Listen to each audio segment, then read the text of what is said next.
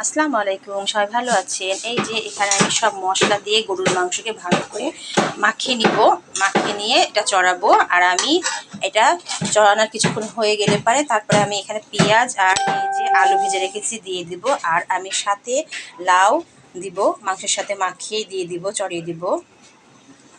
আর চুলাতে এই যে পোলাও ভাত আমার হয়ে এসেছে।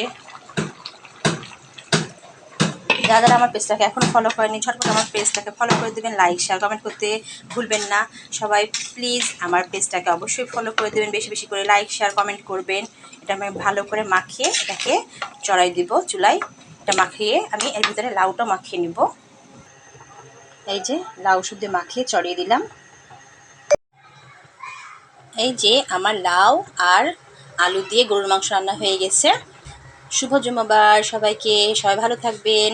আর আমার পেজটাকে অবশ্যই ফলো করে দিবেন বেশি বেশি করে। আল্লাহ হাফেজ।